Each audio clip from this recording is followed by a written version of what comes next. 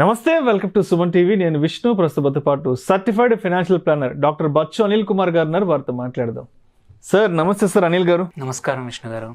Sir Anil గారు, చాలా మంది హైయర్ ఎడ్యుకేషన్ కోసం ఎడ్యుకేషన్ లోన్స్ తీసుకుంటుంటారు కాబట్టి అసలు ఎడ్యుకేషన్ లోన్ తీసుకోవడం వల్ల ఎటువంటి ప్రయోజనాలు ఉంటాయి, ఎడ్యుకేషన్ లోన్కి వెళ్లే ముందు తప్పనిసరిగా మన వైపు నుంచి ఎటువంటి అంశాలను పరిగణలోకి తీసుకోవాలి అంటారు?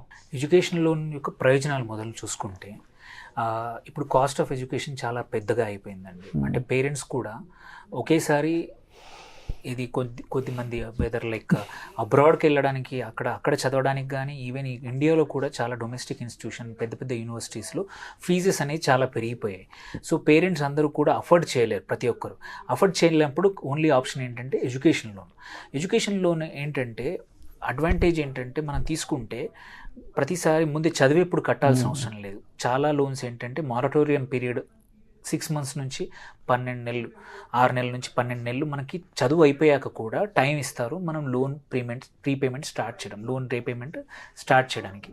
సో ఏంటంటే ప్రెషర్ లేకుండా ఎవరైతే చదువుకుందాం అనుకుంటున్నారో హైయర్ ఎడ్యుకేషన్ ఏదైనా సరే ప్రెషర్ లేకుండా చదువుకునే అవకాశం ఉంది.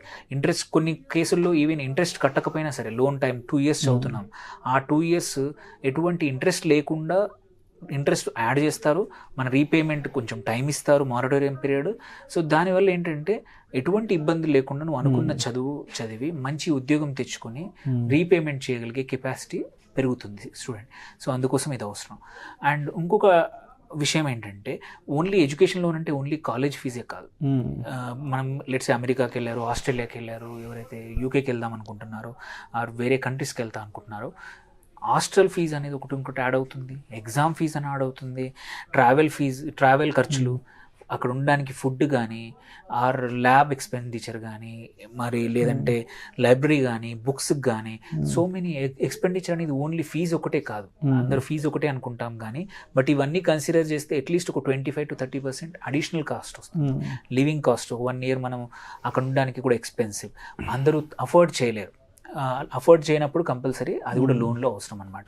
చాలా మటుకు ఎడ్యుకేషన్ లోన్స్ ఫీజుతో పాటు కాలేజ్ ఫీజే కానీ ఆ ట్యూషన్ ఫీజుతో పాటు ఇవన్నీ కూడా కవర్ చేస్తాయి అన్నమాట. సో అప్పుడు ఏంటంటే పేరెంట్స్కి ఇబ్బంది అవ్వదు, ఎవరైతే చదువుకునే విద్యార్థులు ఉన్నారు కదా వాళ్ళకు కూడా విద్య మీదనే వాళ్ళ చదువు మీదనే ఫోకస్ పెట్టాలంటే ఇట్లాంటి ఇబ్బందులు ఉండకూడదు. ఏవి లేకుండా మొత్తం కవర్ అయ్యేట్టు లోన్ తీసుకునే అవకాశాలు ఇప్పుడు అన్ని ఇన్స్టిట్యూషన్స్ ఇస్తున్నాయి. సో ఇంకొకటి ఏంటంటే ఎడ్యుకేషన్ లోన్ ఎందుకు కంపల్సరీ అవుతుందంటే ఇప్పుడు ఈ లాస్ట్ ఇయర్ వచ్చేసి బడ్జెట్లో ఏంటంటే TCS అని పెట్టారు, tax collection at source. Tax collection at source నువ్వు ఎడ్యుకేషన్ లోన్ ద్వారా డబ్బులు తీసుకుంటే ఓన్లీ 0.5% TCS అప్లికబుల్ అనమాట. ఇది నువ్వు ఒక బ్యాంక్ ద్వారా లోన్ తీసుకుంటే నువ్వు అమెరికాకి కానీ యూకేకి కానీ ఎటువంటి కంట్రీకి అయినా సరే మనం డబ్బులు పంపించినప్పుడు ఓన్లీ 0.5% కడితే సరిపోతుంది. అదే సొంత రెవెన్యూస్తో చేస్తే అంటే మన సొంత డబ్బులతో కట్టుకుంటే 5% TCS కట్టాలి. సో అది కూడా ఇంకొక రీజన్ వచ్చింది ఏంటంటే ఇంతకుముందు సొంతంగా సెల్ఫ్ ఫండెడ్ అబ్రాడ్ ఎడ్యుకేషన్ చేసుకునే బదులు లోన్ కూడా తీసుకోవడం వల్ల ఈ 5% కూడా కొద్దిమంది సేవ్ చేయగలుగుతాం మనం. సో దీంతో పాటు ఇవి ప్రయోజనాలు చూసుకుంటే దెన్ కమింగ్ టు ఏవేవి సెలెక్ట్ చేసుకోవాలి, ఎలా సెలెక్ట్ చేసుకోవాలి. దేర్ ఆర్ 2-3 రకాల ఇన్స్టిట్యూషన్స్ ఉన్నాయి ఎడ్యుకేషన్ లోన్స్ ఇచ్చే ఇన్స్టిట్యూషన్స్. ఒకటి ప్రభుత్వ రంగం బ్యాంకులు. చాలా మటుకు ఏంటంటే education loan is a priority sector. ఎందుకంటే మనకు చదువుకున్న విద్యార్థులు మంచి చదువులు చదివి మంచిగా వస్తేనే మంచి కరెక్ట్గా ఎంప్లాయ్మెంట్ జనరేషన్ కానీ వాళ్ళకు ఉద్యోగాలు దొరుకుతాయి కాబట్టి ఇట్స్ ఎ ప్రయారిటీ లెండింగ్ అనమాట. సో ప్రయారిటీ లెండింగ్లో most of the public sector banks వచ్చేసి అప్ టు 7.5 lakh వరకు ఎటువంటి గ్యారంటీ లేకుండా అన్సెక్యూర్డ్ ఎడ్యుకేషన్ లోన్ ఇస్తున్నారు. సో మీరు బ్యాంక్ గ్యారంటీ కానీ పేరెంట్ గ్యారంటీ కానీ ఎటువంటి ఆస్తులు పెట్టకపోయినా పర్లేదన్నమాట. ఓన్లీ మనిషి గ్యారంటీ ఇస్తే చాలు లోన్ వస్తుంది అప్ టు 7.5. బట్ 7.5 lakh కన్నా ఎక్కువ లోన్ కావాలన్నప్పుడు మాత్రం ఏదో ఒక రకమైన సెక్యూరిటీ పెట్టాల్సి వస్తుంది. ఒక FDO, ఒక రియల్ ఎస్టేట్ యాసెటో, ఇంకో ఏదో ఒక రకమైన యాసెట్ పెట్టేసి యాసెట్ బ్యాక్డ్ సెక్యూర్డ్ లోన్ ఇస్తారనమాట. సో ఇలా ఇచ్చినప్పుడు ఏంటంటే మనం చూసుకోవాల్సింది ఇంట్రెస్ట్ రేట్స్. సో ఎక్కడ అవుతుందని. సో పబ్లిక్ సెక్టర్ బ్యాంక్స్లో యూజువల్లీ బెటర్ ఇంట్రెస్ట్ రేట్స్ ఉన్నాయి. దెన్ నెక్స్ట్ వచ్చేసి ప్రైవేట్ బ్యాంక్స్, HDFC కానీ ICICI కానీ యాక్సిస్ కానీ చాలా వాటిలో కూడా ఎడ్యుకేషన్ లోన్స్ ఉన్నాయి. సో వీటిలో కొంచెం ఇంట్రెస్ట్ రేట్స్ ఎక్కువ ఉండొచ్చు, బట్ తొందరగా లోన్ రావచ్చు.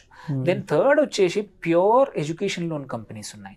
HDFC అనుబంధ సంస్థ ఒకటి ఉంది, క్రెడిలా అని, వన్ ఆఫ్ ద పాపులర్. అవాన్స్ అని ఉంది, మళ్ళీ ఇంక్రెడ్ అని ఉంది. సో మల్టిపుల్ కంపెనీస్ వచ్చేసాయి ఇప్పుడు. వెదర్ కొన్ని ఇండియాలోనే కావచ్చు, బయటకు చదువుకోవాలన్నా కానీ లోన్స్ ఫాస్ట్గా ఇచ్చేయడానికి ఈ NBFCs వచ్చేసి ఫాస్ట్గా మనకి ప్రాసెస్ చేస్తాయి అన్నమాట. కండిషన్ మారొచ్చు మన లోన్ వాల్యూమ్ బట్టి, లోన్ ఎంత తీసుకుంటున్నాం అనే దాన్ని బట్టి. అన్సెక్యూర్డా, సెక్యూర్డ్ అయితే పేరెంట్స్ కూడా ఒక గ్యారంటర్ కోఅప్లికెంట్గా ఉండాలి. సో పేరెంట్స్ ఇన్కమ్ కానీ మన గార్డియన్ ఉన్నారనుకోండి, అమెరికాలో ఎవరైనా గార్డియన్, వాళ్ళ ఇన్కమ్ కానీ అవన్నీ కరెక్ట్గా ఉన్నాయో చూసుకొని తర్వాత ఇంకొకటి చూసుకోవాల్సింది ఏంటంటే లోన్ ప్రాసెసింగ్కి టైం ఎంత పడుతుంది, ఫీజు ఎంత అవుతుంది. సో ఇది కూడా చూసుకోవాల్సింది. ఇంట్రెస్ట్ రేట్స్ ఒకటే కాదు, ఇవి కూడా చూసుకోవాలి. అండ్ నేను ఇంతకుముందు చెప్పినట్టు మారటోరియం పీరియడ్ ఎన్ని నెలలు ఉంది, ఇంట్రెస్ట్ కట్టకుండా కూడా మనం చేయగలుగుతాం. ఐడియల్లీ కుదిరితే ఇంట్రెస్ట్ కట్టేస్తే బెటర్, ఎందుకంటే ఇంట్రెస్ట్ కూడా అక్యుములేట్ అయ్యి ఈ 1.5 year కోర్స్ అయ్యేంత వరకు అది కూడా అక్యుములేట్ అవడం వల్ల మన లోన్ అమౌంట్ 10 లక్షలు తీసుకుంటే ఇంట్రెస్ట్ అంతా కలిపితే 12-13 లక్షలు అవుతుంది. అంటే క్యాపిటల్ మనం ఏదాని మీద రీపేమెంట్ చేయాలో యాడ్ అవుతూ ఉంటుంది అనమాట. సో అలాంటి ఇబ్బందులు రాకుండా ఉండాలంటే కుదిరితే కడితే మంచిది అనమాట. సో దీంతో పాటు మనం చూసుకోవాల్సింది ఏంటంటే ఇంకొకటి ఏంటంటే మోస్ట్ ఆఫ్ ద ఈ అన్ని లోన్స్లో ట్యాక్స్ బెనిఫిట్స్ పోస్ట్ మనం రీపేమెంట్ చేసేప్పుడు అప్ టు 8 years వరకు, అంటే లోన్ మన చదువు అయిపోయాక 8 సంవత్సరాల వరకు కూడా సెక్షన్ 80 కింద మనం ఎంత ఇంట్రెస్ట్ కడుతున్నామో ఎడ్యుకేషన్ లోన్కి అంతా exempted from the income tax. Old రెజ్యూమ్లో అది ఉంది, అవైలబిలిటీ ఉంది. సో దాన్ని వాడుకోవచ్చు. సో అంటే ఎడ్యుకేషన్ లోన్ తీసుకోవడానికి ఇంకొక కారణం ఏంటంటే ఇది. సో ఇవన్నీ చూసుకుంటే, ఇవన్నీ జాగ్రత్తలు తీసుకొని ఇవన్నీ శ్రద్ధగా చూసుకుంటే ఏంటంటే మనకి ప్రాపర్గా ఇబ్బందులు లేకుండా ఎడ్యుకేషన్ లోన్ రావడమే కాదు, డిస్బర్స్మెంట్ అవుతుంది. కొన్ని కేసుల్లో ఏంటంటే డిస్బర్స్మెంట్ కూడా ఒకేసారి అవసరం ఉండదు. ఒక్కొక్క సెమిస్టర్ తగ్గట్టు మనం కావాలంటే కూడా ముందే లోన్ శాంక్షన్ అవుతుంది, బట్ డిస్బర్స్మెంట్ మనకు ఒక షెడ్యూల్ ప్రకారం కావాలన్నా కానీ బ్యాంక్స్ ఇస్తాయన్నమాట. దానివల్ల అడ్వాంటేజ్ ఏంటంటే ముందే తీసుకోకపోవడం వల్ల ఇంట్రెస్ట్ అక్యుములేషన్ అనేది తగ్గుతుంది. బికాజ్ ఫస్ట్ 6 months మనం లెట్స్ సే ఒక 3 లక్షలు తీసుకున్నాము, నెక్స్ట్ సెమిస్టర్కి ఇంకొక 3 లక్షలు, దానివల్ల ఇంట్రెస్ట్ అనేది తగ్గిపోతూ ఉంటుంది. ముందే ప్రీ శాంక్షన్ లోన్ అనమాట. సో ఇవన్నీ తీసుకొని జాగ్రత్తలు తీసుకుంటే ఇంట్రెస్ట్ రేట్ తగ్గుతుంది, ఇబ్బంది లేకుండా రీపేమెంట్ చేయొచ్చు. మన అన్నిటికన్నా ఇంపార్టెంట్ మన ఫోకస్ ఏంటి, ఎడ్యుకేషన్ ఇన్స్టిట్యూషన్. అందులో కూడా ఇంకొక మంచి చేయాల్సిన విషయం ఏంటంటే అయినంత వరకు టాప్ యూనివర్సిటీస్, టాప్ ఇన్స్టిట్యూట్స్ తెచ్చుకుంటే లోన్ అనేది ఈజీ అవుతుంది. ఎస్పెషల్లీ ఇండియాలో తీసుకుంటే లైక్ IITs ఉన్నాయి, IIMs ఉన్నాయి. Loan is very easy to, ఒకసారి నీకు అక్కడ సీట్ వచ్చిందంటే, అడ్మిషన్ వచ్చిందంటే లోన్ చాలా ఈజీగా వస్తుంది. సో మనం చదివే విద్యార్థి కూడా ఫోకస్ చేయాల్సింది ఏంటంటే మంచి యూనివర్సిటీలో తెచ్చుకోవాలి.